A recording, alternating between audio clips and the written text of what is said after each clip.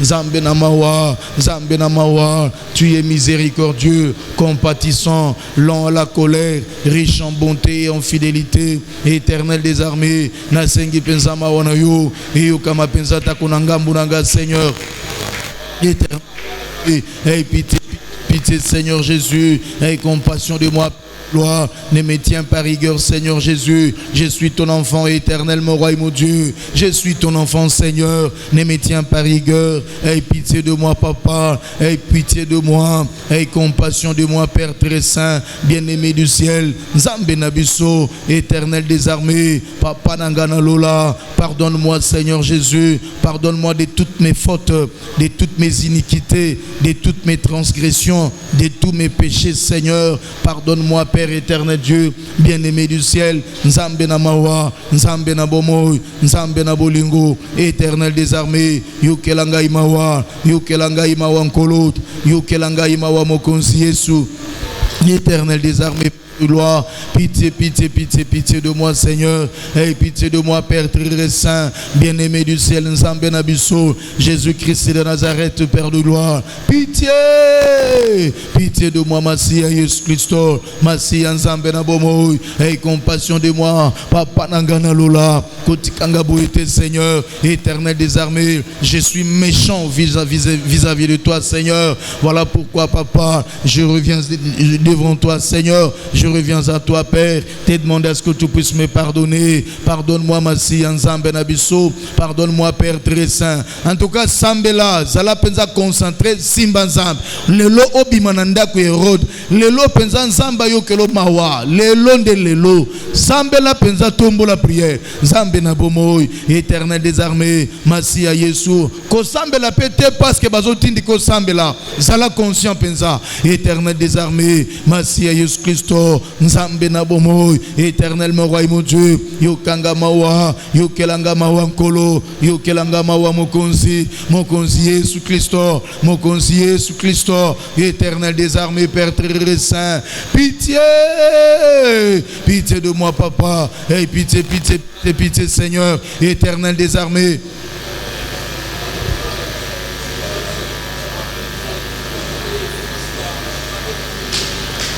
Koya retard na ba rendez-vous na Nzambe kakangai.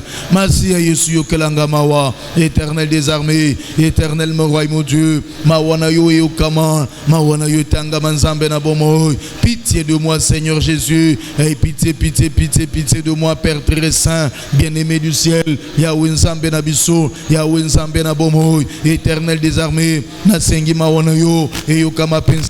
Seigneur Jésus-Christ de Nazareth, Père de gloire, que n'a trouvé grâce na misuna yo mokonzi. Seigneur Jésus-Christ de Nazareth, Père de gloire, éternel des armées, pitié de moi, Seigneur Jésus. Aie pitié de moi, Père. Aie pitié de moi, Papa. Aie compassion de moi, Père. Éternel des armées, Père de gloire, bien-aimé du ciel, Nzambe na mawa, Jésus-Christ de Nazareth.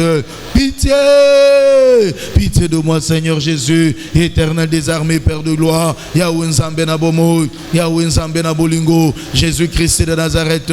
Tosengi mawana yo, e yo kama penza, mawana yo talisama, mawana yo talisama mokonzi, éternel des armées, toi qui te réponds au mot que Seigneur, Seigneur Jésus-Christ de Nazareth, Yesu Masia, Nzambe yokela biso mawa, miséricordieux que tu es, miséricordieux que tu es, Père très saint. Pitié, pitié, pitié, pitié, pitié, pitié. Aie pitié de moi, Seigneur. Souviens-toi de l'œuvre de la croix, Seigneur Jésus. Souviens-toi de l'œuvre de la croix éternelle des armées, où tu t'es sacrifié pour que mes péchés soient, ô Dieu Tout-Puissant, pardonnés, pour que mes péchés soient ôtés, effacés, Seigneur, éternel des armées. Massia Nzambe na bomo. Prière de me pardonner, Seigneur, de tous mes péchés. Pardonne-moi de tous mes péchés, Père. Pardonne-moi de tous mes péchés, de toutes mes fautes, de toutes mes transgressions, Seigneur Jésus, éternel des armées. Yahweh Nzambe na bomoy, ne m'abandonne pas, Seigneur, car le salaire du péché c'est la mort. Le salaire du péché c'est la mort. Seigneur, si tu ne me pardonnes pas, ma tristesse demeurera toujours, éternel des armées. Nzokande toye aw, pour que la tristesse se change, oh Dieu, pour que la tristesse se change en joie, éternel des armées, bien-aimé du ciel. Voilà pourquoi je te prie de bien vouloir vouloir me pardonner, papa. Pardonne-moi, Père très saint. Merci Nzambe na biso, merci Nzambe na bomoy. Mawana yo papa, mawana yo Seigneur. À qui, oh Dieu tout-puissant, irai-je encore? Oui, irai-je encore, Seigneur Jésus, Nzambe na bomoy, Éternel des armées. Oui, irai-je encore pour le pardon de mes péchés. Seigneur, moi je ne reconnais que toi. À moins que toi tu saches une autre personne, Seigneur, et que tu me le dises, Éternel des armées, pour y aller. Mais seulement, moi je ne reconnais que toi, Seigneur, qui peut me pardonner. Seigneur Jésus-Christ de Nazareth. Yahweh Nzambe na mawa. Pitié de moi, Seigneur Jésus. Aie pitié de moi, Père très saint. Aie compassion de moi, Massi Nzambe, Éternel des armées.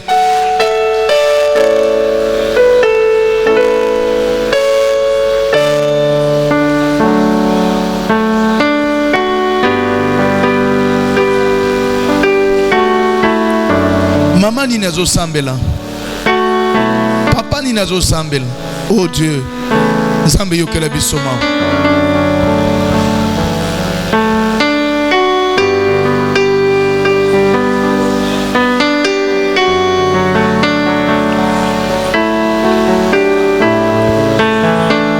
Simbanza. Jésus, Jésus, Jésus. Yahweh Shaddai, en dehors de toi. En dehors de toi, il n'y a pas le pardon, Seigneur. Il n'y a pas le pardon, Seigneur, en dehors de toi, Éternel des armées. Nzambe, aie pitié de moi. Seigneur, aie pitié de moi, Père très saint. Aie compassion de moi, Éternel des armées. Aie compassion de moi, Père très saint, bien-aimé du ciel. Seigneur Jésus-Christ de Nazareth, Père de gloire, Éternel des armées. Mawana yo imoni sama. Mawana yo imoni sama nzambe. Mawana yo tanga balikolo nanga nzambe. Mawana yo tanga malikolo na bomo inanga. Kotikanga boite Seigneur Jésus nazamwana na yo. Kotikanga boite nazaka kamwana papa. Éternel des armées, Père très saint, aie pitié de moi, Seigneur Jésus-Christ. Aie compassion de moi, Père éternel Dieu.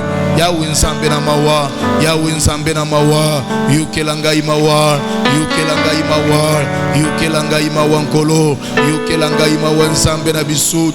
Jésus-Christ de Nazareth, souviens-toi de l'œuvre de la croix, Jésus. Pitié de moi, papa. Aie pitié de moi, Seigneur.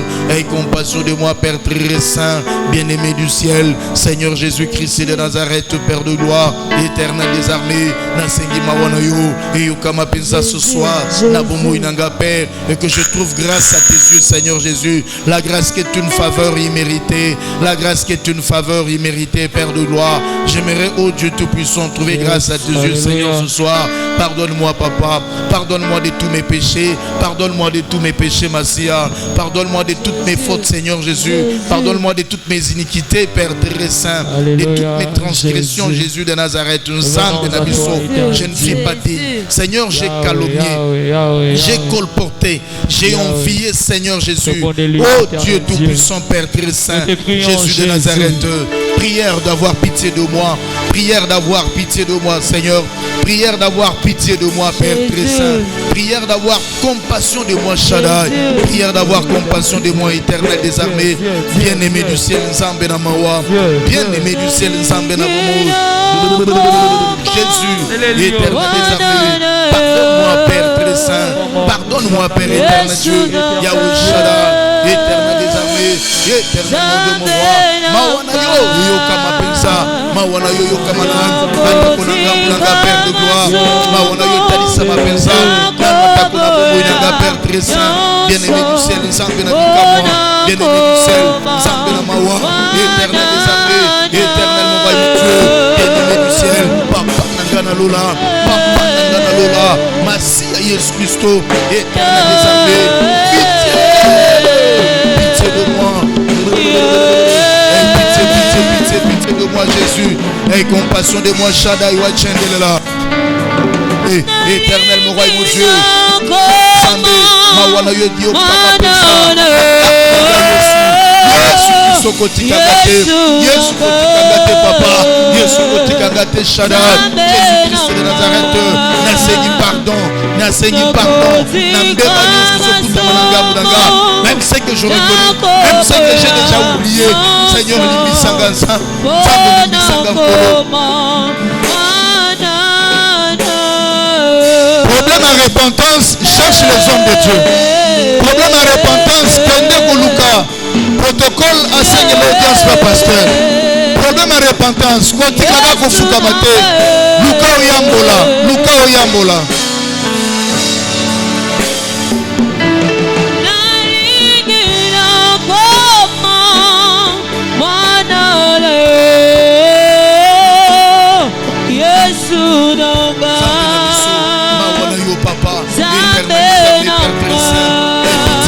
Merci à Jésus.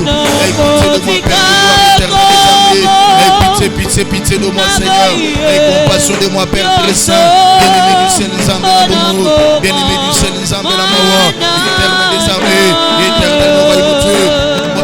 Sama, Mawana Yotali Sama. La fille de Jésus. Éternel des armées, nous voyons Dieu. Merci à Zambé Nabomo. Pitié de moi, papa. Pitié. Et pitié de moi, Shaddai. Yeshua, Tchendela, éternel des armées, toi qui es miséricordieux, non la colère, riche en bonté et en fidélité, Jésus.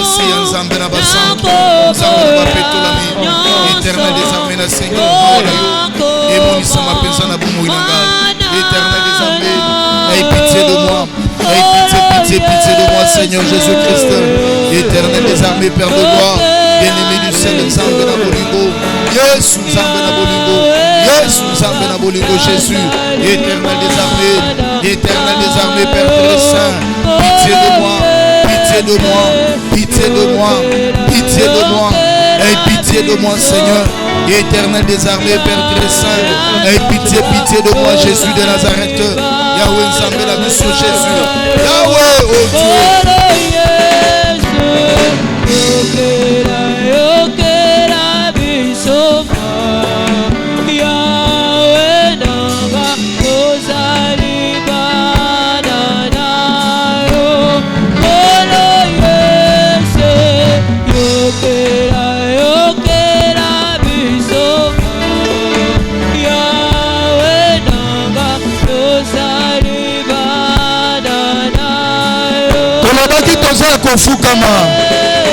Tolobaki toza kofukama. Sois ton nez debout. Bonza. Mawana yo papa. Emonisama na ngambo na ngai. Seigneur Jésus-Christ de Nazareth, Père de gloire, éternel des armées, Père très saint. Jésus-Christ de Nazareth. Prière de me pardonner de tous mes péchés, Seigneur. Prière de me pardonner de tous mes péchés, Shaddai. Jésus le roi des gloires. Seigneur Jésus-Christ de Nazareth, Père très saint. Éternel des armées. Aie pitié de moi, Seigneur. Aie pitié de moi, Père très saint. Aie pitié de moi, Père éternel, Dieu bien-aimé du ciel. Yahweh Nzambe na bomo. Yahweh Nzambe na mawa Jésus. Okay.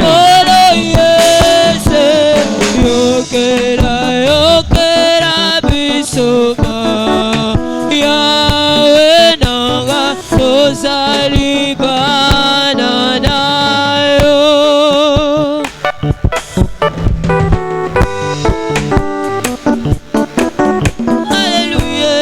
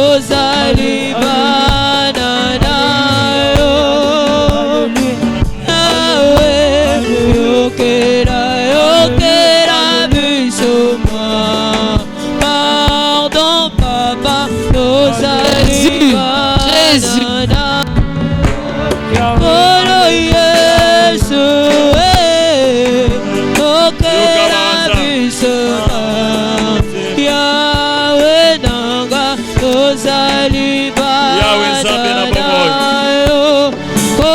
Yahweh Nzambe na bomoi.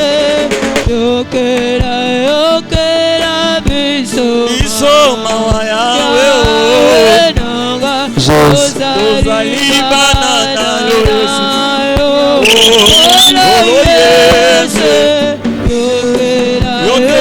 Yokela biso mawa Yahweh ozali bana na Eba Golo Yesu Papa bana Yahweh Tozeli minga wa Yahweh Tozongi lisusu na sena makolo na yo Yokela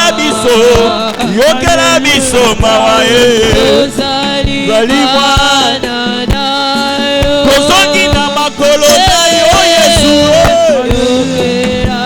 Papa bana Yahweh Papa bana Yahweh Bana Yahweh Mama malelo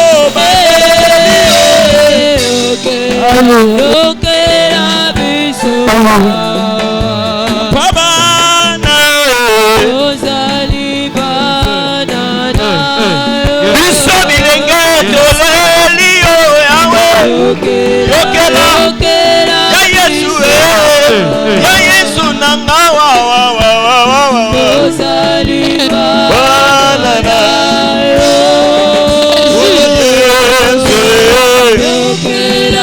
Yokela biso Papa bana Yahweh bana Haele kiminge Haele kiminge Haele kiminge Haele kiminge Haele kiminge Haele kiminge Haele kiminge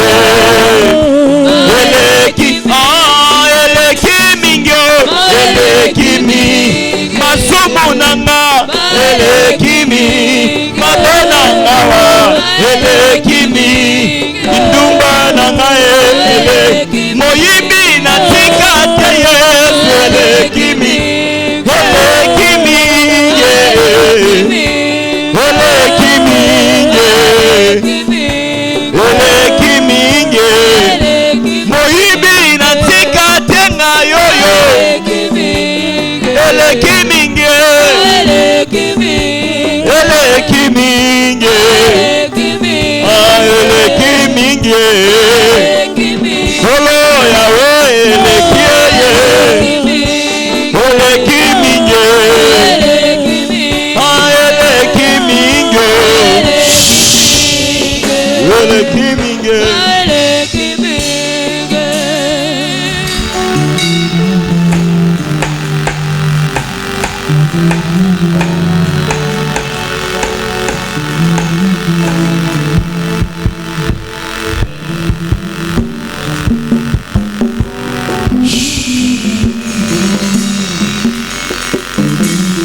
Tokoki kotelema s'il vous plaît.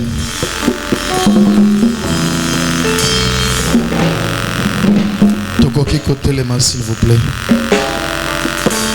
Kaka nete nyango. Tozali kosambela nous prenons 3-4 minutes. Kalamingi te tozole kanamate. Il nous reste quelques 10 minutes pour natole kanamate. Nde tozo sambela. Kaka nete tozalaki. Kobanda kosenga ata ko makila na Yesu ebanda ko peto la bomo ina yo belela makila na Yesu ebanda ko sanctifier âme esprit pe corps na yo ezala purifier sanctifier bazali koloba sans l'effusion du sang il n'y a pas le pardon de péché mutoza conscient mutaza na souci à vie na ye akosambela penza makasi lolenge bande comme suba utiko sambela alors ozokoba utomboli maboko utomboli mongongo pendant quelques 3-4 minutes senga makila na Yesu ebanda ko petola yo maboko likolo to sambeli na kombo na mokonzi Yesu Kristo.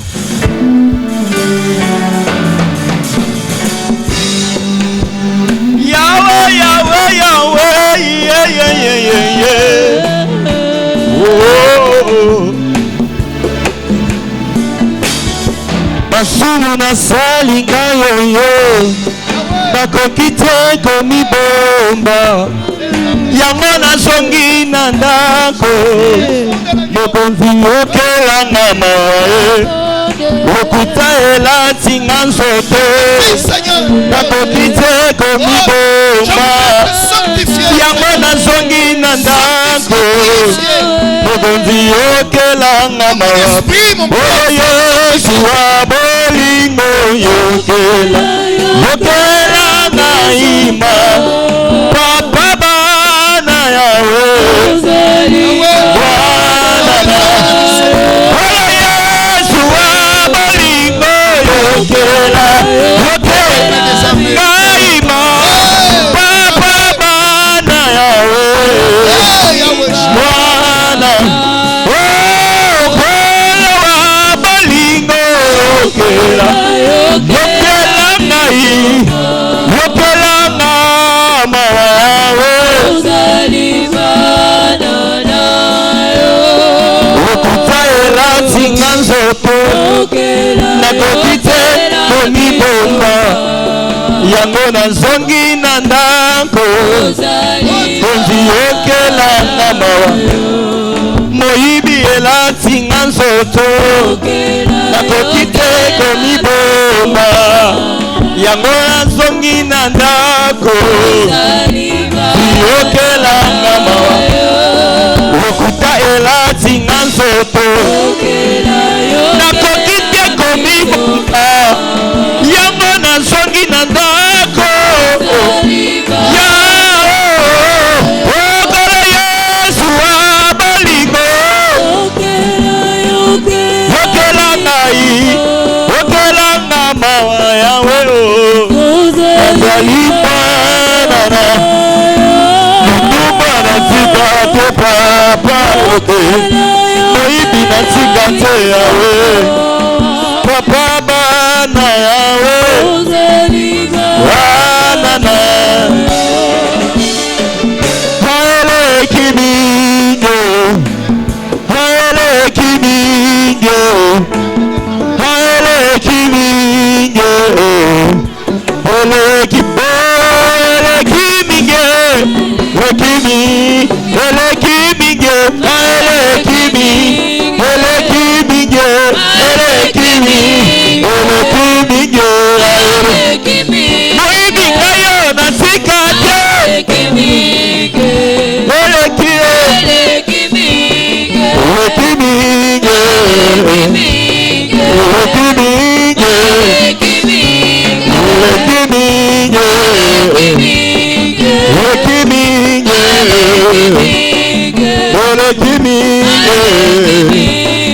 eleki mingo naleli pisoli ekitiawa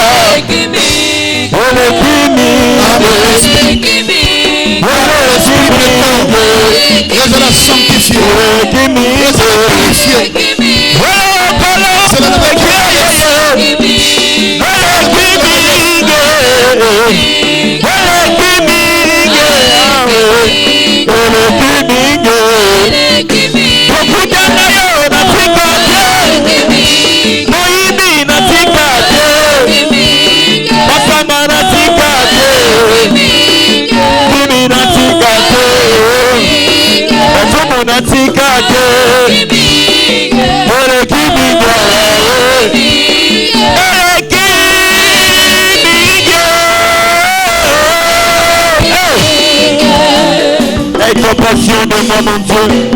Aie pitié de moi. Pour le sang de Jésus. Le sang de Jésus. Le sang de l'agneau. Le sang de l'agneau.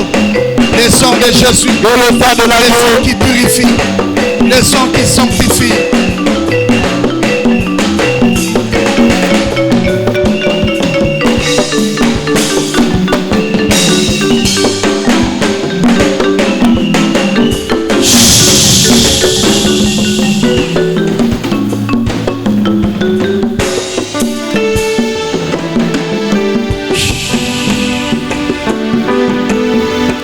Amen. Amen, amen. Tozo kaka papa Simon. Amen, amen. Tokoki ko betela Yesu maboko. Maboko ya bien pour Yesu. Maboko ya bien pour Jésus. Yo so beta maboko ya bien te. Atake le lopo so beta te.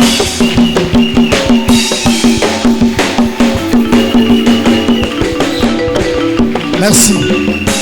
Tozo ça la prière d'autorité.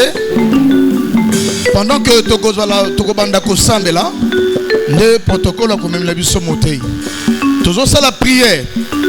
Ozo plan nyonso ya monguna. Likolo na yo, likolo na libota na yo, likolo na église.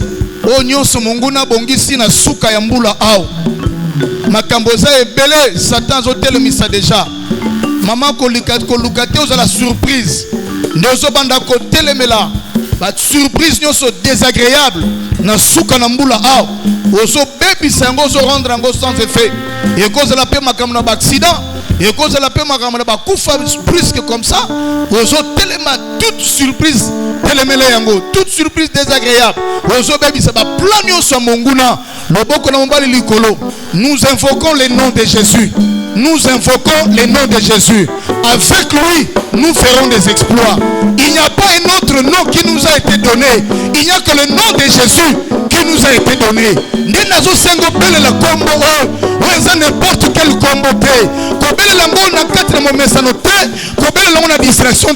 Parce que le seul secours est dans les ans de Jésus. On se met à Jésus une fois. On va dire que ça va surprise. Une fois le nom de Jésus. Prions au nom du Seigneur Jésus-Christ. Bata maboko sala prière. Bata maboko sambela.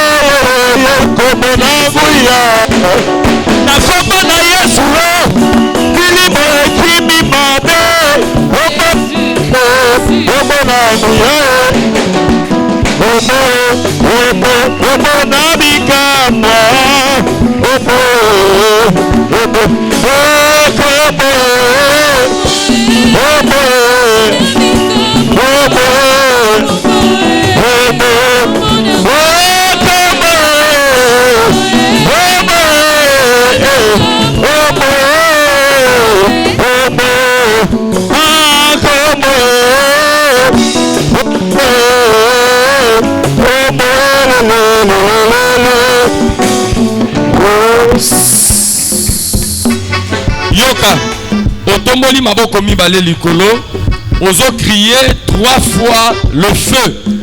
après ozo banda kobelela moto na nzambe banda kozikisa forme nyonso ya ténèbre na bomoi na yo. Rappelons-nous, je me souviens dans ma tête, pasteur Charles Lusakweno qui nous parlait des ténèbres intellectuelles, des ténèbres spirituelles, il y a plusieurs formes de ténèbres. Ozo belle la moto tumba. Nguya nyonso a ténèbres na bomoi no maboko likolo 3 fois le feu. Feu!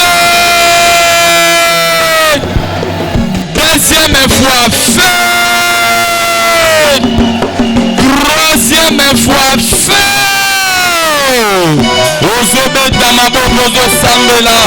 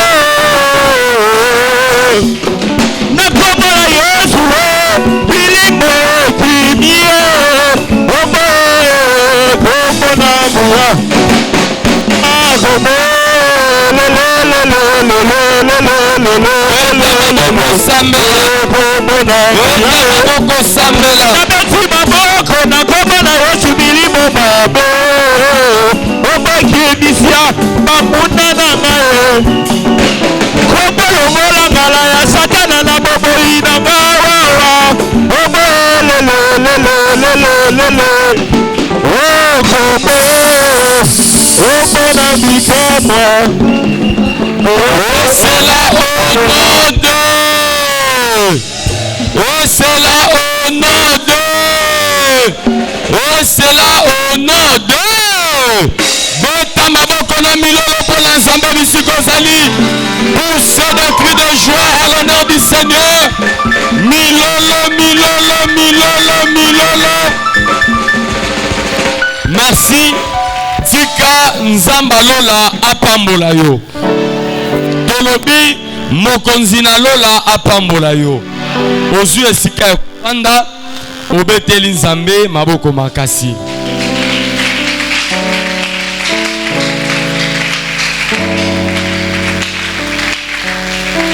Merci.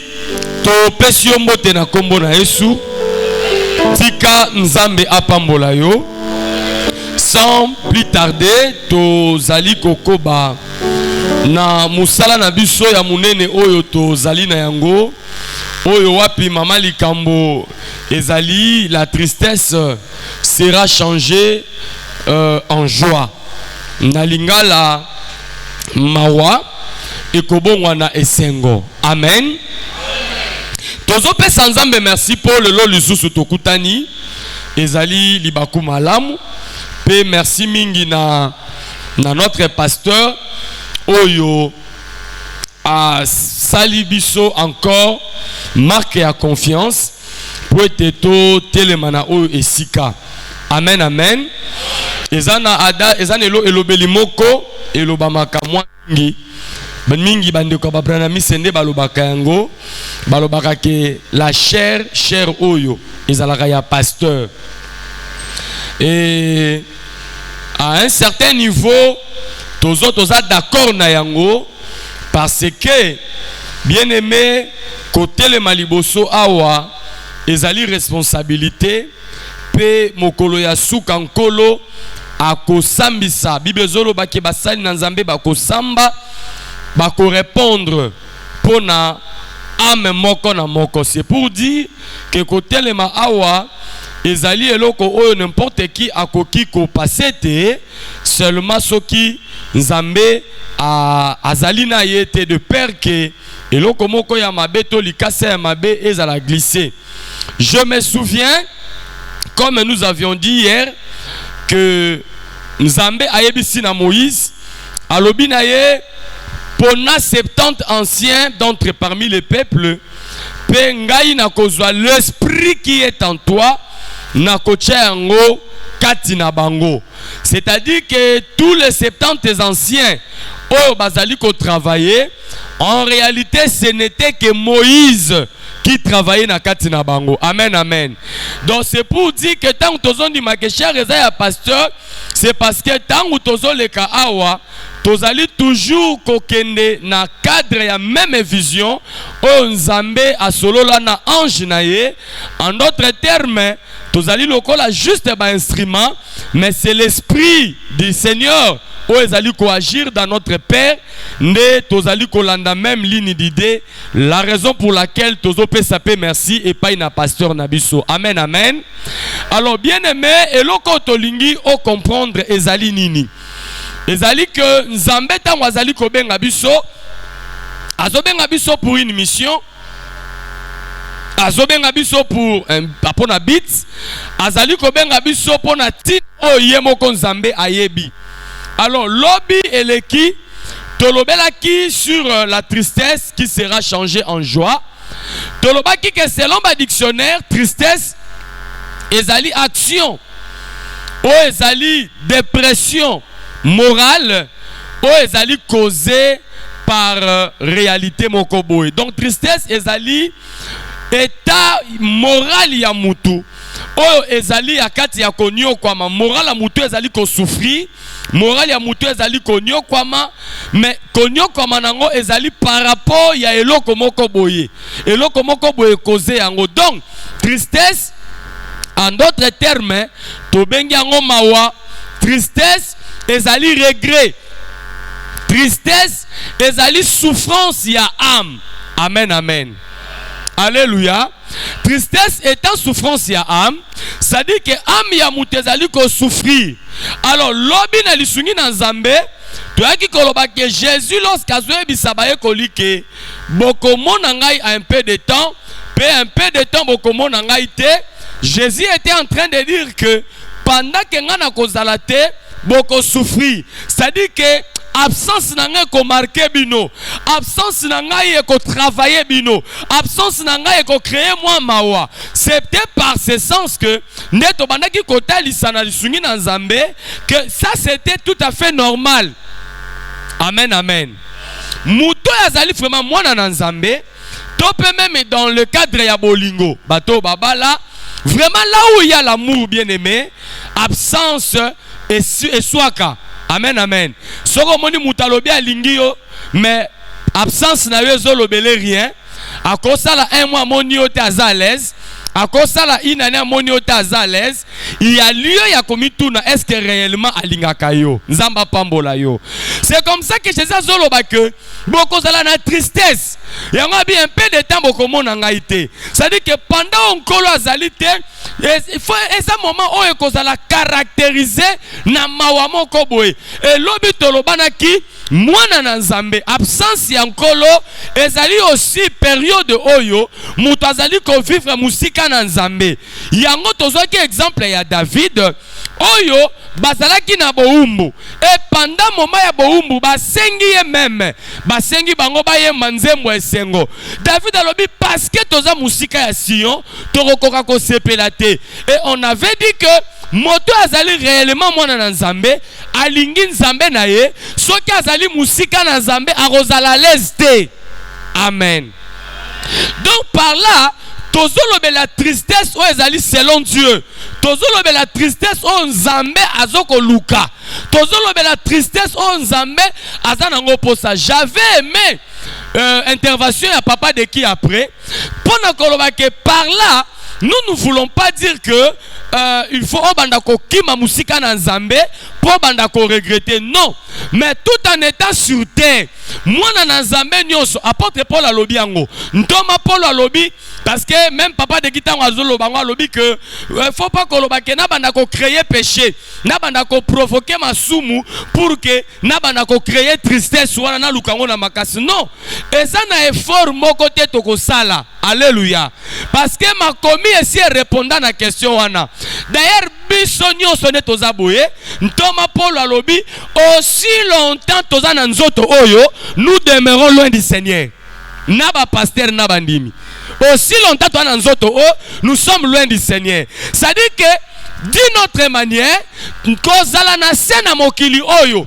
Ouaneza na langage mususu à ne pas confondre. Spirituellement, le Seigneur est avec nous. Amen, amen. Spirituellement, tozana ye. Mais Thomas Paul azolo bake aussi longtemps. Tozana nzoto oyo, tozana nu musika na ye. Cela prouve à suffisance. Et c'est l'okotoko forcété. C'est-à-dire, lokola tozana nzoto oyo, Paul alobi toza musika na ye. Donc, réellement, c'est ça le moment. Oyo mutunyoso du jour le jour, il faut manifester pour ça encore. Donc, on manifeste pour ça encore. Et ça dit que okende na masumu pour mi créer les distances. Après, on va que suko na yo kaposane. Non, le fait que toza na mokili oyo ntoma Paul alobi na nzoto toza musika na ye. Donc, c'est comme cela que moi na Nzambe nyonso, d'une manière physique, il faut tous les jours à créer pour ça ya Nzambe kati na ye. Amen, amen. Et c'est là prouve à suffisance que ça dans Nzambe. Alors qu'on crée pour ça dans Nzambe ngo ezo salema comment? À ne pas oublier que kokuta na Nzambe, komona na nkolo. Oyo Paul azo sala allusion. Paul parlait du jour du Seigneur. Donc il lui parlait de l'enlèvement. Donc lokola toza na nzoto, toza musika na nkolo, dans ce sens toko koma pembeni na ye, le jour où il reviendra pour na kozwa biso tokende na gloire na ye. Amen, amen. Elingi koloba mwana na Nzamba solo mikolo na mikolo apensaka na retour na Nzambe. Mikolo na mikolo apensaka que le Seigneur reviendra. Mikolo na mikolo a se questionnaka. Si le Seigneur revenait aujourd'hui, est-ce que nga na kokota lola Nzamba pambola yo? Oh, Nzamba pambola yo. Yangone tristesse selon Dieu. Oyo to sengeli kozala nango. Yangone souci. To mawana biso mikolo na mikolo. Oyo to sengeli kozala nango mikolo nyonso. Ndenge la Sulamite asalaka na cantique des cantiques. Je crois bien à chapitre 3. Makomi ezolo bake. L'épouse abandaki ko luka l'homme. Azo luka son bien-aimé. Azo tuna batu wapi bomoni. Donc tristesse ya épouse. Tristesse c'est ton posa ya mwasi, souci ya mwasi nyonso azana bolingwa solo, ezali butu pe moi, mokolo nini na kokutana na mobali ya libala. Nzamba pambola yo. Na lingi na tuno question, est-ce que vous en avez posé Nzambe? Et lingi koloba par là que, d'une manière courte, la tristesse que le Seigneur cherche, na kati na biso lelo, d'un sens, ezali que il faut manifester pour ça Nzambe. Il faut manifester désir. J'ai aimé et le pasteur a yebi biso ce soir, na prière à basali na Nzambe. Pasteur a posé biso question moko et swinga makasi. Pasteur a vous savez il y a beaucoup de gens balingi Nzambe te. Oyebi soki mbule beti, muta se retrouver na ndako. Soka mbule bandi 17h azana ndako. Nandenga kolongola chemise atikali na senga koti na chambre alali. Wana yemoka milobeli bon. Bango ba pasteur ba moni mbule beti. Ça dit que ils ont déjà raison. Mais pasteur a une question. Est-ce que ndenge toye église boy par exemple, mbule bandeli biso na kati église. E beti makasi e kati te. Bon, ata makasi te e beti ka ndenge beta katango zalaka na ndako. E bandeli yo est-ce que on l'a dans l'église? Au moment où mutako sale effort, lukelanga no lipapa, na gumbata pantalon, lukelanga no Jacques akotungisa ba permanent, ako créer occasion na zonga ndako. Mais mbula wana kako yo sali effort. O zonga ndako écoutez-le en église. Ce que écoutez yo na ndako, effort wana ko sala ngote oya. C'est tout se fait comprendre. Amen, amen. Elingi kolobanin. En réalité, Zamba zana posa mitema na biso et zika. Et puis la moto ya posa na ye. Même ceux qui te se retrouver musika na ye, musika ya prière, musika ya culte, musika ya justice, musika ya sanctification, to zala na kimia te. Yango yeso alobi ke boko zala na kimia te, boko zala na tristesse parce que na kozala na binote. Donc lobi to lobaki ke tristesse wana ezali eta ya mutu oyo azali koluka kozonga liboso na Nzambe continuellement. Que Dieu vous bénisse. Betela Nzambe maboko makasi. Merci beaucoup. Betela Nzambe maboko makasi. Sala effort betela Nzambe maboko. Mais lelo, nous voulons quand même avancer pour to sambela mwandambu Nzamba pambola yo. Rapidement, tozo tanga Genèse chapitre 28. Tozo na Genèse chapitre 28 toba na verset 10. Tozo tanga liloba na Nzambe. Genèse 28 verset 10. Bafongoleli lecteur micro s'il vous plaît. Nous lisons dans le nom de Jésus. Amen. Jacob partit de Beersheba Jacob alongwe na Beersheba et s'en alla à Charan. pe akeiti na Charon. Il arriva dans un lieu où il passa la nuit, Akei na esika oyo alekisi butu na ye car le soleil était couché. po ete butu ekotaki. Il y prit une pierre Ye azwi libanga dont il fit son chevet ye atie mutu na ye et to se suki na ye coucha dans ce lieu-là. pe alalaki na esika wana. Il eut un songe. Aloti ndoto. Et voici une échelle était appuyée sur la terre. Tala échelle to escalier ezalaki kotuta na mabele Et son sommet touchait au ciel. songe nango etuti na likolo. Et voici les anges de Dieu montaient et descendaient Tala par cette échelle. baangelu na nzambe bazomata pe bazokita likolo nango. Et voici l'Éternel se tenait au-dessus Bongo d'elle. yawa atelemaki likolo na yango Et il dit, pe alobi je suis l'Éternel, le Dieu d'Abraham. nazali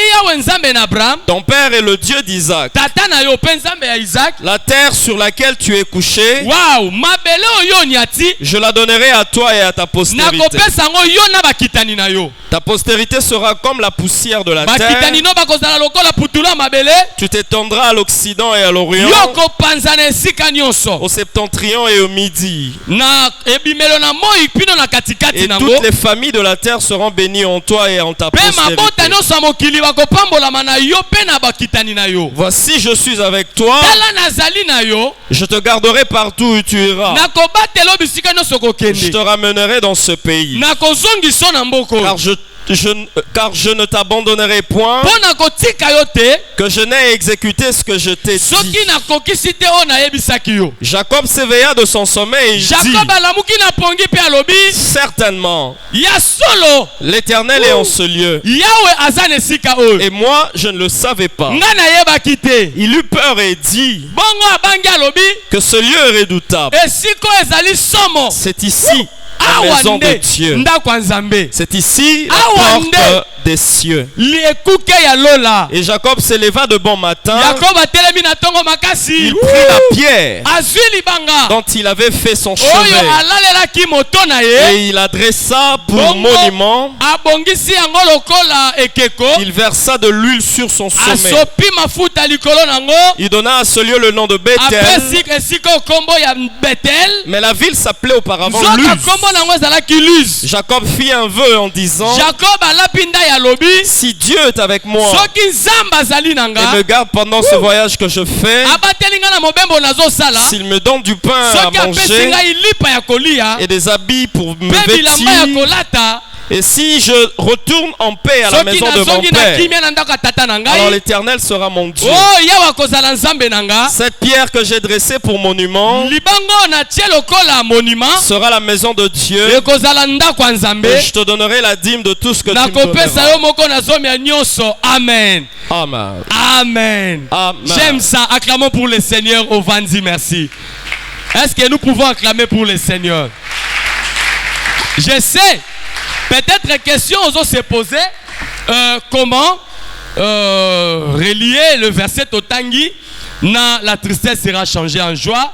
Mais dans quelques minutes, nous allons prier. Amen, amen. Amen, amen, amen. Bandeko. C'est vrai que l'obi tolobaki que la tristesse oyo ezali pe na contexte ya mawa ya posa ya Nzambe. Et sa tristesse oyo épouse esengeli a ressentir parce que na Jean 6:16 pardon, Jésus s'adressait na ba disciples oyo bazalaki pe image ya épouse oyo na absence na ye naturellement. Une bonne épouse, il faut ressentir cette tristesse. Et la joie dont il est question ici, ezali le retour ya époux. Nzamba pambola yo. Oh nzamba pambola yo. Oh nzamba pambola yo. Mais retenez pour aujourd'hui, pour tous avancer, il faut avancer. La tristesse aussi, ezali pe lembo ya sacrifice. Amen, amen. Du coup, nous voulons parler du sacrifice. Nzambe abakisela yo. Amoni tango zoloba amen ezo sala bien nzamba pambola yo. Lobi tolobaki eloko moko rapidement. Oyebi pona nini? Pasteur pa yebi sibiso ngolo na pourquoi? Vous savez makamuna Nzambe à un moment et dépendra pas d'un niveau. Bana classe va se préparer en conséquence parce que dès le début hier on avait dit ça. Tant que des classes, il y a déjà que classe c'est sa facilité. Et l'élève quand il part à l'école, il se prépare. Faiblesse à Christ ou le lot, on nous a souvent prêché que Makamuna Nzambe zanango facile. Ba pasteur ndé ba compliqué. C'est pourquoi nous ne faisons pas effort ya comprendre. C'est comme ça preuve même pour prêcher l'apocalypse, il y a beaucoup de prédicateurs bazo kima, bazo éviter de peur que bato ba comprendre té to betango ya pété. Mais bien aimé laisse-moi vous dire, chaque niveau oyozo memamana Nzambe, ndenge pe Nzambe pazo memamana yo. Amen amen. C'est pour dire que ça les faut comprendre. Ça dit que s'il semble difficile, plus c'est cause à la licolo, plus ça prouve aussi que Nzamba linga même peut quelque part. Amen amen. En d'autres termes, ça les faut comprendre. Amen amen. Betelana nous yesu maboko makasi parce que nous allons prier. Na maboko pe ça les faut beta. Oh mon Dieu. Bien aimé. Donc on comprend que ceux qui aucun la parole de Dieu, na mukanda na Psaume tokotanga 126, tokotanga après, on peut comprendre que selon le Seigneur, la tristesse ezali pe réalité oyo et ezali réalité oyo eyaka pe ko monisama na moment oyo mutu azali ko passer ba moment ya ba sacrifice. Moto azali ko passer ba moment ya kolona. D'après la parole de Dieu, Bible Zoloba, bato bazolona namawa babukaka na esengo. Amen. Amen. Et on peut remarquer tout na batu basala kabilanga. Moment ya kolona ezalaka moment facilité. Moment ya kolona ezalaka moment ezalaka très difficile. D'ailleurs même Bible Zoloba même na moment ngo soto lobi otala mapata orolona te. C'est-à-dire c'est un moment oyo okozala entouré na ba contrainte, okozala entouré na ba opposition, okozala entouré na ba réalité moko ya makasi. Et place to uti kotanga pour aller rapidement. Bible zobeta lisolo ya Jacob. Oh bien-aimé, cet endroit qu'on appelle aujourd'hui Bethel, ce n'était pas Jacob et Moutaliboso, né à l'Ekanesika Oyo. Non. La toute première personne à l'Ekanesika Oyo est Zalaka Abraham. Exode Genèse chapitre 12 verset 8. Bible zolo batangu Abraham abimi na mboka na ye, aleka na mboka Oyo, kombo nango Bethel. D'ailleurs, Bible lobi que Abraham a sala même monument, a sala même hôtel, Abraham a sala même offrande, a sala même sacrifice à Tumbambeka. Alléluia. Mon Dieu. Alléluia. Amen. Bien-aimé dans le Seigneur. Lorsqu'Abraham a l'écrit, na Genèse 13 aussi, Abraham a zonga place wana. Bible zolo bake na Genèse 13 verset 3, Abraham a l'écrit lisusu wana, place à salaka hôtel, à salipe lo sambo, ainsi de suite. Donc place tozo benga Bethel, ce n'est pas Jacob ne mutabandango te. Et lorsque Jacob a commis place oyo, Jacob a lali parce qu'il ne savait pas. Azala qui fatigué, ate mutu likolo na libanga, Bible lobi ke aloti ndoto ya bien. Na lingina yebisa yo ke ndoto oyo Jacob alota ezate poaza Jacob. Amen. Ndoto wana ezalaki te poaza Jacob. Mais ndoto wana ezalaki parce que a se retrouva qui n'importe où te. Alléluia. Vous savez, même lui ne savait pas que place inatie mutu koko nanga esi aleka, koko nanga esi atika bilembo, koko nanga esi asala ba cérémonie. Mabele anyati ezalaki mabele ya alliance.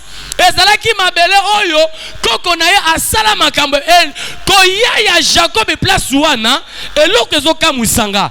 Jacob alali na ba condition mabe po na yebite bandeko olalelo tie mutulu kola libanga na yebite pongia bien nino kozwa ba condition. Jacob alalelaki ce n'était pas bon, mais bien aimé Jacob kola la place où la Bible zoloba aloti ndoto bien.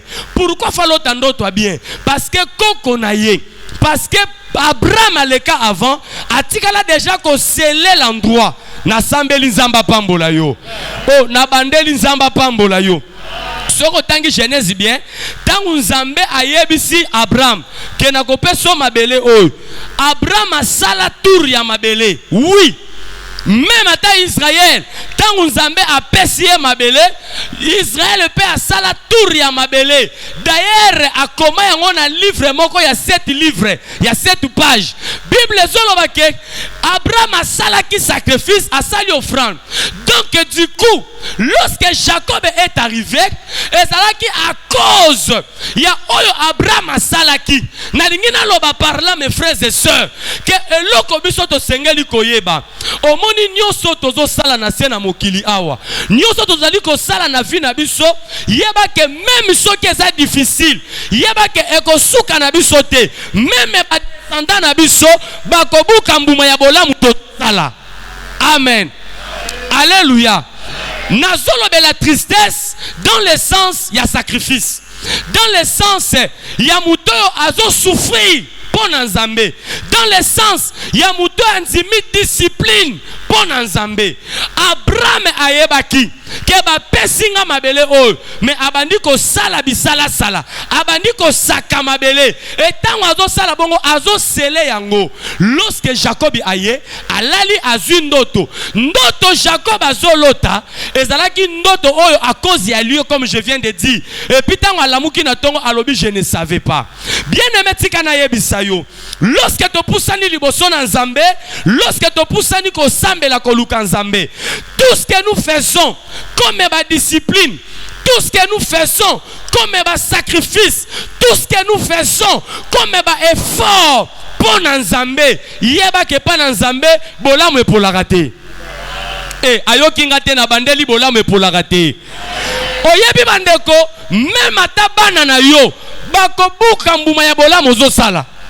Je vous dis frère, et quand je parle de bolam, même à ta discipline au mutazwaka, alobi pona Nzambe, nga na okota ngangate, alobi pona Nzambe, nga ina kokota kisite, alobi pona Nzambe, na kosala kindumba te, pona Nzambe, atambula na kokende église, pona Nzambe, ba jeune na kosala. Je vous dis, pendant ces moments, il peut y avoir des gens, oh bakoya po ba sekayo, bakoya po ba critiquer yo, bakoya po ba tongo ba décourager yo, mais nazo répéter que bolamu pas ya Nzambe, bolamu pour la rater. Et amen a bien Nzamba pambola yo. Na bandela amen a bien Yesu pambola yo. Même ndenge to vandi boye bandeko, kokanisa te que ça facile, mais lokola nous le faisons pour le Seigneur finira par nous bénir. Amen. Oyebi eza na vidéo moko na tindelaka ngo pasteur, c'était une histoire na landaka yango et j'avais aimé na sepelaka nango. Na vidéo wana bazobeta lisolo, c'est quelque chose à vérifier. Papa moko asalaka na mbongo ebele et du coup tellement que non azalaka ko sala quelque part. Maintenant poste abandaki ko occuper azalaka directeur quand ndenge avec na biso autaki côté ya biso récemment awa Nzamba pambola yo. Oyebi ke bato ebele limbisanga pona terme bato ebele bafinga ke so ba effect na biso ba ye penza azoba place abanda ko sala penza boy abimika boy. Oyebi place évêque abanda peut-être yo yebité notre évêque azalaki directeur na CEP Congo. Au moins poste wana okobi mateke sami tuka sama pang. Vous comprenez? Ça dit d'abord c'est parmi ma société oh quand même si on a un simple travailleur kaka on a déjà bien. On va couloir à koiba, on va couloir ya kosala belé, on va couloir ya en profiter. Mais donc ce qu'on landeli finaye, même à Moussouba Kamarabi, ah comment lui il peut être comme ça? Mais il fit directeur, mais avec tous les avantages. Bon, avantage, Moussa le péché officiellement, c'est bon. Mais l'avantage il y a que lui il ne faisait pas ça. Écoutez, ça aussi c'est un sacrifice. Amen, amen. Ok, au moins une occasion, il y a ça la mabe. Et ça peut-être au moins une occasion. Et bien aimé, laisse-moi vous dire, même ceux qui tirent les lots, n'a million T, je vous assure, même bananaye, bakobu kambuma bola mouya sali. Eh, talameni neza ya rolemba, nzamba pambola yo. Je voulais dire à quelqu'un, et l'autre Abraham a sali. Lui-même il ne savait pas que Jacob a roleka. Amen, amen. Lui-même il ne savait pas que tant au moins qu'on connaît à oreiller. Je voulais dire à quelqu'un, Jacob a sanga qui oreiller, mais a sanga qui pongi à kimiate. À cause de l'alliance de son père, à cause des bienfaits, il y a fidélité, il y a justice, il y a papa naye. Bible lobi kalali malgré mutu likola libanga, mais à l'autre bando toi bien. Nasambeli nzamba kanisa yo. Vous savez ezana batumusu bandeko. Ato saleliye mabe, ato kaneliye, mais à cause ya bolamu batu bayali bosone basala, nzamba zo veiller pour kabatela ye akoya te. Oya zolo bameni Yesu abomba ye. Oya zolo bameni nzamba pambola ye.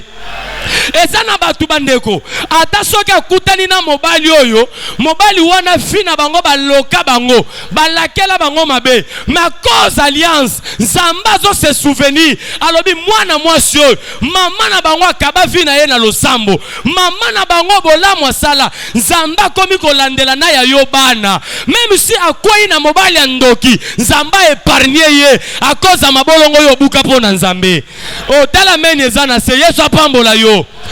Bandeko, la fidélité, tristesse lokola la sacrifice et pas ya baloni, bien entendu. Tristesse lokola la sacrifice et pas ya bato yo tango azo sala Bible lobi moto azolo nana pasi lokola moma moko mutu azana kimiate zamba zo promettre que tristesse wana bandeko e kendaka pamba te nzamba futa kango. Yesu amona yo. Nazobeta lisolo ya ndeko moko na bande koloba papa wana zalaki directeur sikoyo na ki directeur na ye très juste ba subalterne na ye ba sombi mituka mais ye azalaki toujours juste loyal na musala na ye papa wana bandi kobela via kilocataire même ça zalaki directeur sikoyo tanga ngakata mutema bandi testament ya koloba bana ngai botikala malam bana nangai bokanga mitema botikala na nzambe nzamba kotika binote mwana moko tomboli musabi abive soko dae na yo ponongo za na peto zo kende boye otikali biso pe lorote lupango batu no nde toza boyawa 5 mois MP soko kufika 10 jours après matanga babwaki biso o mutema mabe makasi otangisi biso mata mutuka de mutuka kuto soko tambwa nango wan tala likola mabanga soko otiki biso na banyongo daye abandi ko tuka papa ayoki rapport ya mwana papa sali ye passe mais akomaki na suka vina ye papa akati mutema donc selon moi noyo papa tikeli eloko te amen amen amen inonde lembi amen amen bandeko papa kufi après avoir que kufa ya papa eleki quelque temps basi penze bandi moi na bon de toutes les façons papa tangisaki biso na kende ko luka musala moi na komi quelque part akei mais amoni déjà nombre ya ba candidat ba bande ko luka ekoki mais lorsqu'il insistait là le PDG là akutani na ye na ba insistance abi non bon on a clôturé mais prenez son dossier bazu dossier na ye papa et comme il a un moment interview aye ko kutana na chance que mutaza ko interviewer ye et ça le PDG yemoko amen maintenant bandeko PDG tanga zu dossier abandi ko tanga d'abord akwai na kombo abi mais ce nom me rappelle quelqu'un ce nom me rappelle il y a un monsieur azalaka mokonza société moko mais monsieur yo à l'époque soki nga na komi boye c'est parce que ces messieurs donc place azalaki soko sali stage et kapesio ba kotsa bien c'est tout vu na yo bongi et il y a beaucoup de gens bazalaka na poste na ye bakomisaka ngo copie ya mbongo. C'est-à-dire qu'il faut pesa ye mbongo pota, mais c'était monsieur qui m'a choqué du point que monsieur oyo asalisanga musala librement asenganga sans frater et nanzela ya rapport na ye ndena kenda na zu musala et tout ce que je suis devenu c'est ce monsieur na lukaka ye. Mais est-ce que ce nom me rappelle ce monsieur? Yo mona na ye? Oh oui monsieur. Oh, mais asa wapi pour na sa na lukaka ye ne fils que na remercier monsieur. Oh non, malheureusement désolé, papa akufa. Ah! Papa yo namona nanga bato baza juste, mais papa non namona mutabo été. Donc na éviter comment faire, mais du coup interview est sili. Donc une façon pour moi de remercier, je ferme les yeux na pesi au musala. Et d'ailleurs après dans 3 mois on a voyagé nazo zonga poto, du coup c'est par cette reconnaissance que je souhaite que yondo tikala awa. Et du coup bandeko vie à moi ne changer na seconde. Papa botaye atikeli mbongo te, mais loyauté na ye, justice na ye, et sali que même banane batikeli maboko pamba, mais réputation ya papa est restaurée à ta vie ya bana. Nazoyo kameli notelo le pambola yo. Bandeko, vous savez kozala juste n'est pas facile. Et ça facilité. Kozala ko tambola bozo tambola na droiti. Et ça peut-être kopa mbongo li douce mbongo otali gauche droite bobina ko lia pe mbongo mutakoye bate. Mais parce que quand je regarde na moni nzambe j'accepte na kufa nzala, mais lola na nzambe kotenga ata soki batu bafuti yote lola na nzambe tikala na nyongo te. Omoni malgré les lozo souffrir pour la justice, les lozo le qui saba tristesse pour la justice, mais justice au mutale qui saka, tristesse au mutale qui saka pour na boyenge bene, finalité nzamba futaka yango. Omoni azolo ba men nzamba kanisela ye. Amen amen. Bible lobi que Jacques Abraham a sali botel na Genèse 12. Mais lorsque son fils vient passer, alani likolo libanga, mais le Seigneur a permis que ndoto na yezala libanga te. Amen. Nzamba pambola yo. Vous savez bandeko, ezana batu musu ozotaye na musika, ozomona penza ke o libala kota libanga. Er moko mi lobe lobi ah nga pena soki libala boyate ko kabela na okendete. Mais ya azana kati azana kimia. Je voulais dire que libanga eze loko yo, eza difficile, eza dur. Donc normalement en temps réel, kola lisamutu kola libanga c'est pas quelque chose d'intéressant. Amen amen. C'est pas quelque chose au mutakoko koko sepela. Mais à cause il y a place où il y a lali, ce n'était pas n'importe où. Et c'est là que bisiko yo ba promesse bilaka ba bien fait à tata na yezo ganga. Bible lobi que Abraham alali, Jacob alali pongia bien. C'est-à-dire il peut arriver lobi na yo se retrouver bisiko mutakoki ko resirte mutakoki comment na bolamu te, mais esika oyo zali soki bolamu ya kala ezo tambola na yo kobanga te ale mulota yemba ata bisika na telemi mabele fungwami bipai na telemi na banga te oya simbinga aza makasi kombo na ye Yesu Kristo ata mokile boyi kondima oya lobi se yango ekosalema na vi na yo tika nzamba lola tambola na yo na lobi nzamba lola batela yo bandeko boyenge bene epolaka te. Amen. Quoique ce n'est pas facile, quoique kokanga mutema koboya ko céder, koboya ko compromettre, koboya ko zala juste à cause ya babilo comme qui les ont proposé, bandeko eza facilité, mais batu nyonso bazala ka juste fidèle pa ya nzamba, nzamba tika bango te. Amen. Abraham Jacob itango alamuki alobi je ne savais pas na yeba kite que esiko ezaboye. Pourquoi lobi na yeba kite? C'est parce que d'abord comment expliquer nala la likola libanga na lotando to bien tika na yebisa yo na vie kotala ga libanda te na vie talaka na kati. Et est-ce qu'on comprend ngai?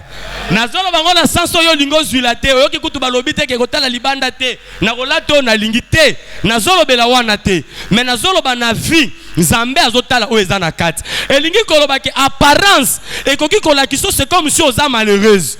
Apparence ekolakisa c'est comme si ke yo suki. Apparence po ye moko Jacob itanga lamuka bi oh na nzima kite tika na yebisa yo lobi ya mutu nzambe ne mutu ayebi oyo mutu akoki komona ye moko abi na yeba kiteke nzambe akoko longola soni na nga na niveau yo na yeba kiteke nzambe nazo yebisa yo mutu bovandi na ye pembeni lobi na ye eza ya nzambe. Est-ce que kolo ba mena bien yango nga nazo sambela neti yo boye kanga maka ba photo nanga mwebele po lobi to musoko luko audience okokota pe na mwa passe. Amen amen.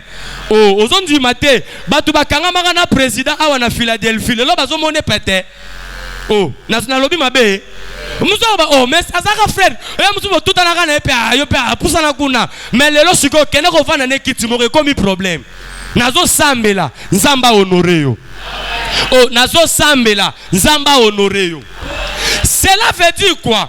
Lorsque Jacob a se à la mouki na tongo, alobi je ne savais pas.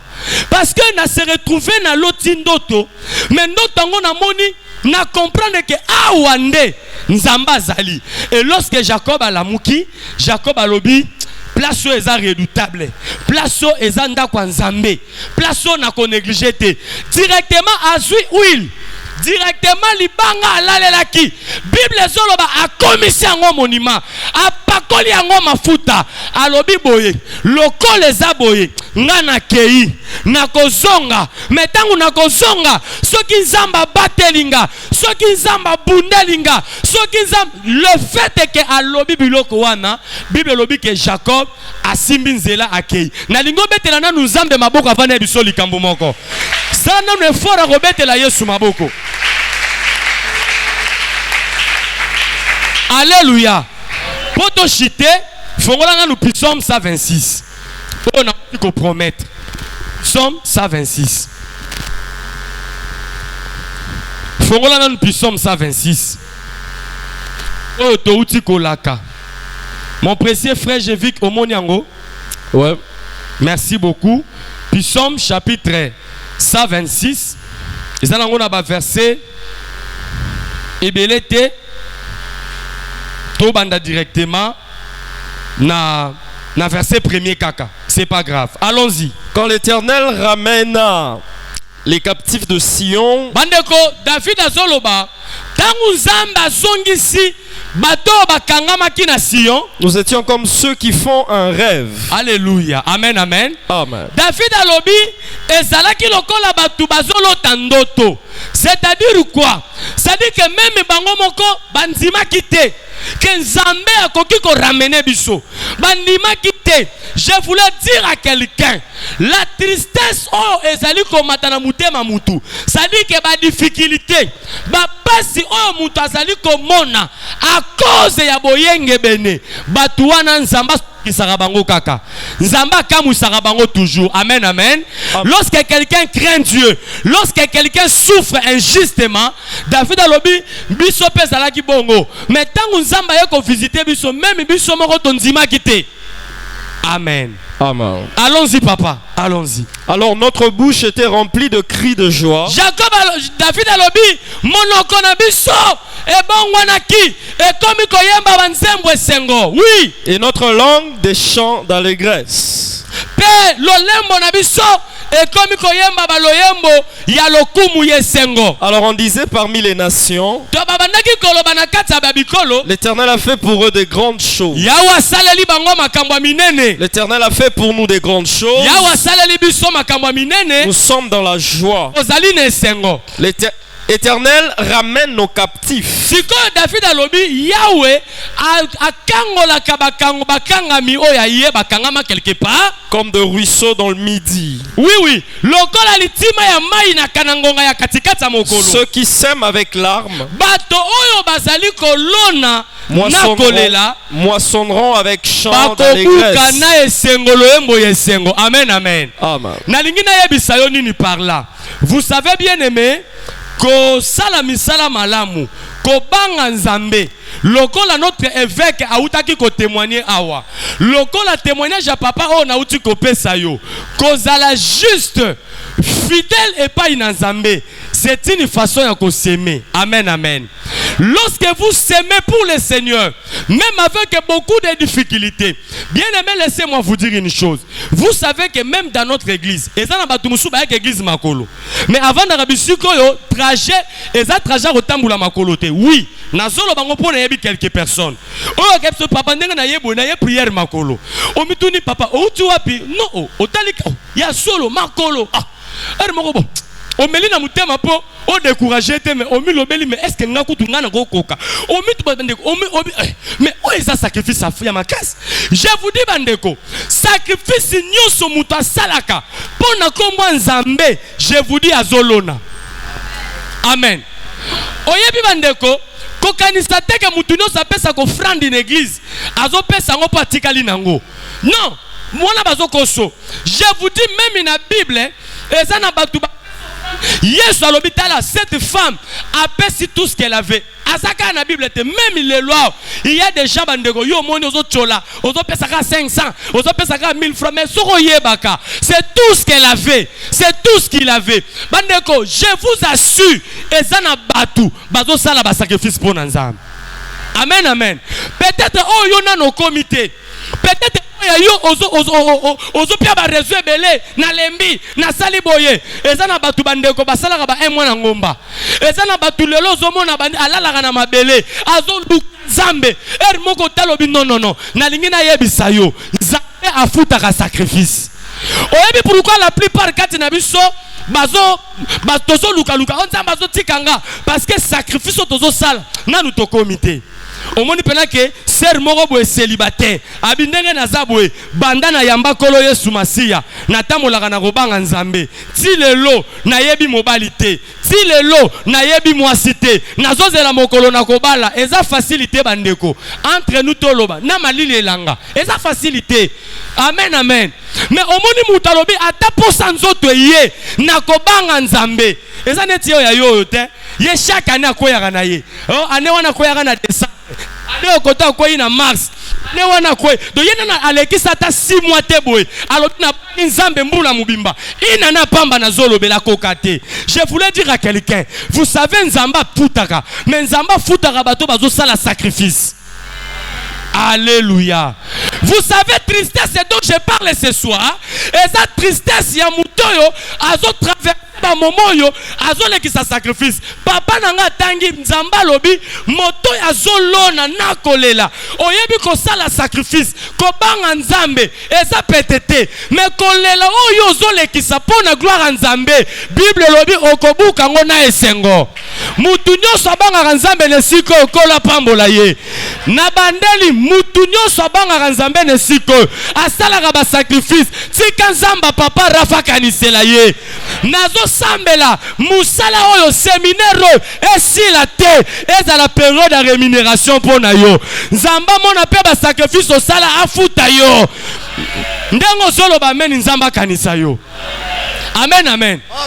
Vous savez bandeko ko kanisa te que ndenge zawana okoya ko telema liboso ya bata onatra na suka exemple na mupepe exemple onatra jour à paye ton à la police okemba la moko wapi salaire nanga soki bayebi yote soki au sale le côté c'est pour dire quoi pour ba futa mutu faut ba reconnaître.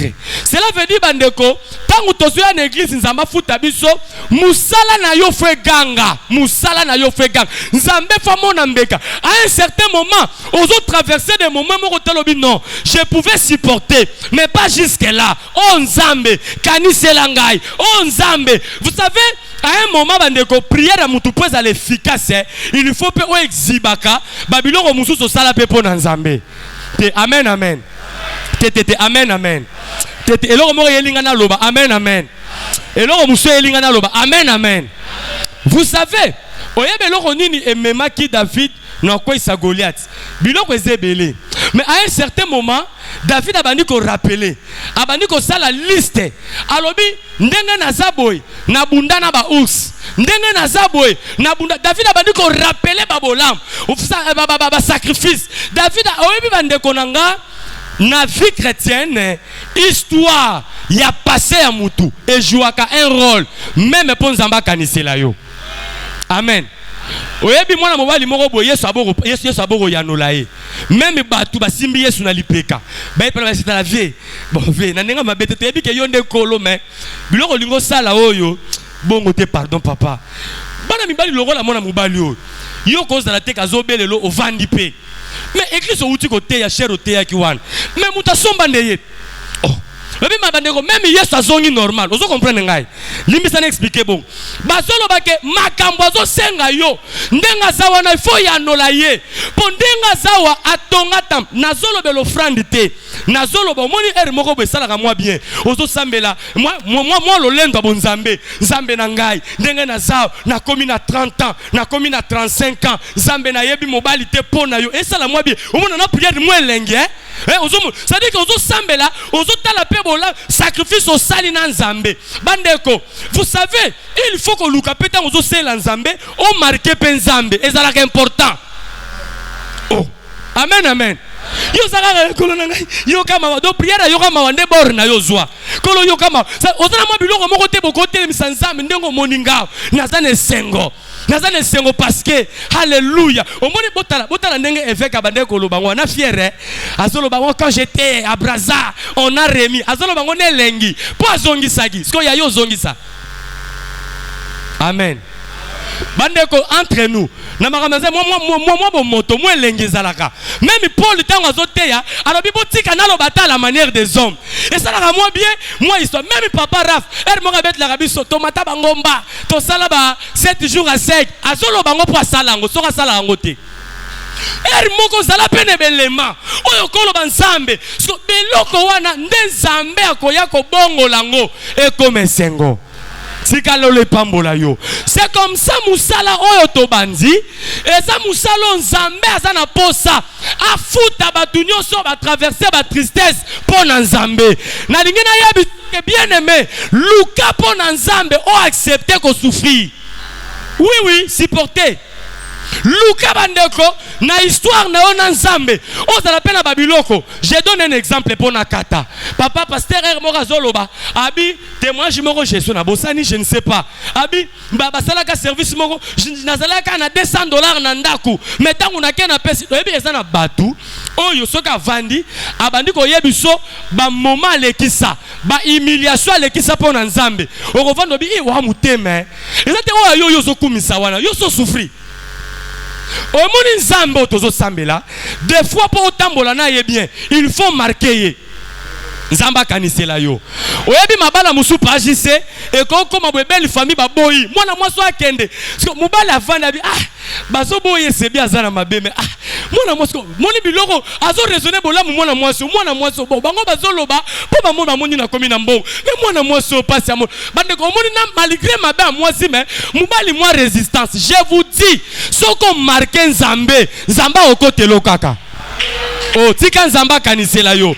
Wana biloba loba mukili bazo ya ote omoni, ote me yemo kafana bi mais quand même cette femme. C'est comme ça na lingina yebisa yo. Moment na kasavu be koki. Nzamba futa sacrifice na biso.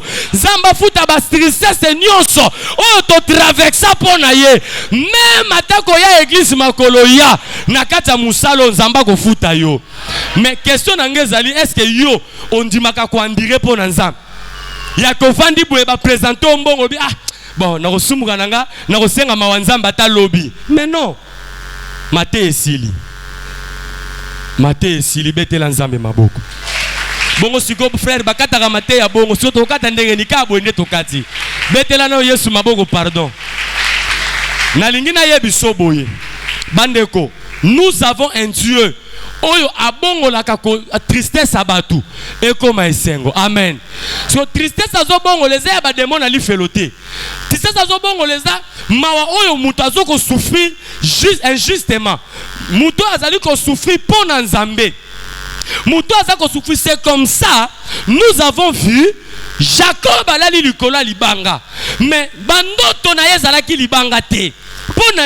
Parce que quelque part, Dieu n'avait pas voulu abandonner Jacob parce qu'il y avait des sacrifices. Oh, et salement avant ya ba paranaye.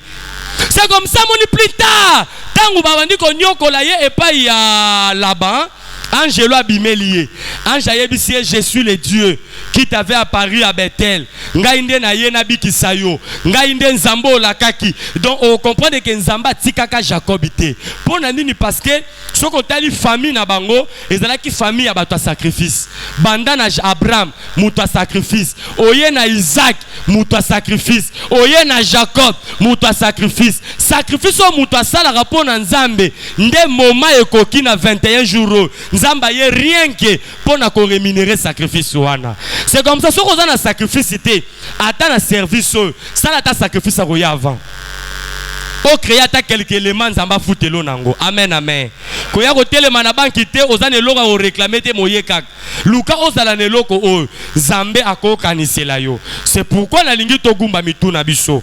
To tikali ne fils que na 5 minutes. Mais na lingi na 5 minutes on ndeko David soka zali une chanson qui convient à makambuto lobby. Si ma yako yemba ngo ata 2 minutes à pamba. Na lingi oyebi sanzam. Ke na lingi à cette occasion o kanisela ngai. Mais na lingi à cette occasion o rappeler Nzambe. Yo moko rappeler Nzambe. Eza lisumu te pa de ki. Oyebisa Nzambe kende na za na sali 10 ans na makamwa Nzambe. 10 ans oyo Nzambe na ngai na tikali ko sala kobote. Eza sacrifice. Eza facilité. Mais au sali yango peut-être ba critiquer. Na lingi oluke loko. Oyo ko yebisa Nzambe na musalo. Ke Nzambe tristesse na nga pona yo. Eza po de loko tel. Malgré nzala na yaka. Malgré makolo na yaka. Yemba lo yembo 2 minutes kaka. Après ton peso requête, c'est parti. Tozo yemba. C'est parti. Gongeza mukie. Tozo yemba. Tozo yemba. Yahweh, Yahweh sala, Yahweh sala lolenge na yo, Yahweh. Oh Yahweh, Yahweh sala, Yahweh sala lolenge na yo, Yahweh sala lolenge na yo, Yahweh sala, Papa Yahweh sala lolenge na yo, Yahweh sala ngai na mona ye, Yahweh sala, Papa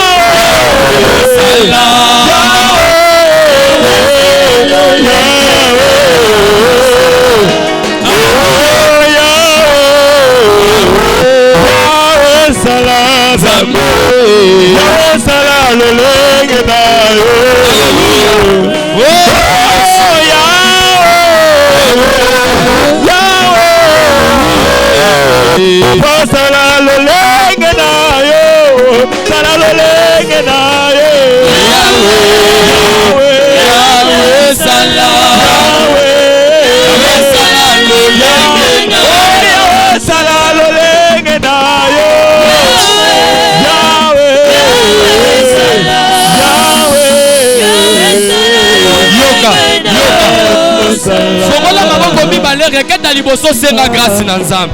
Yebisa Nzambe salanga grâce. Nazala mobala sacrifice. Nazala mwasa sacrifice. Sacrifice na makambo Nzambe futaka. Eza lokola na suka sanzo ke na banki ba futo. Osalaki na société nini ministère nini. Nini osali. Makambo na Nzambe za makambo lisolo. Histoire osali parcours na Nzambe. Banda ko fongola maboko. Loba na Nzambe pianga grâce à sacrifice. Nandi mako souffrir pona yo. Nandi ma ba moment mususu pona yo. Na créer pe histoire. Pesa ngai molende. To sambeli na kombo na Yesu alléluia. Yebisa Nzambe maloba. Senga sacrifice pa ya Nzambe. Grâce à sacrifice. Papa de Kaye Bisalanga. Papa de Kaye Bisalanga. Asalaba 1 mois modération. Asalaba 1 mois modération. Ça sacrifice à Sala. Le long Nzambe futa yo. Makamuna Nzambe za sacrifice. Le Nzambe salanga grâce.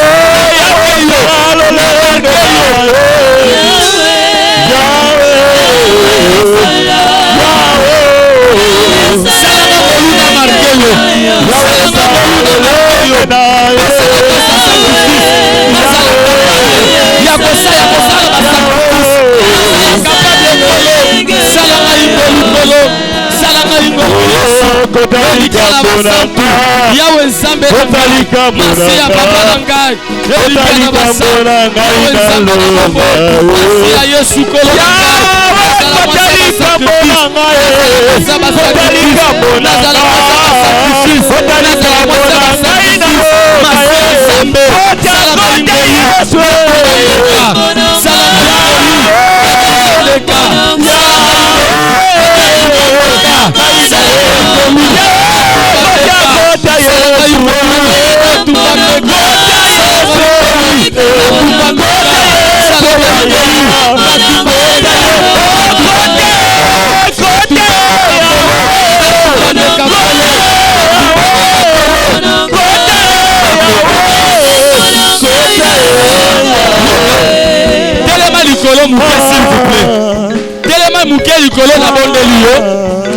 la prière d'autorité, la molimo à relâchement. À un certain moment, on bien. On mono telemi mikolo wana. On va dire qu'on marque Nzambe. Même basala Nzambe en tout cas maman mikolo. Mais au soukaka. Bible zoloba. Bible zoloba même que moto celui qui n'achève pas est l'ami du destructeur. Quelque part ma commis bakisi. Les zoloba que moto soka sali bola mu neuf et kabebi simoko il a tout perdu. Aux autres mais la molimo à relâchement. Ouais ça la que on bandi ko marque Nzambe. On bandi ko accepter nanu ba crise ko accepter même le comment injustice à mokili. On lobi na tikali fidèle mais on bebi sakana suka. Tellement la molimo à relâchement. Tombola maboko likolo. Une fois le fait aux obé la moto et tumbanguya ya relâchement. Oh zongi saka yo sima maboko likolo. Fait beta maboko sambela. Beta maboko sambela.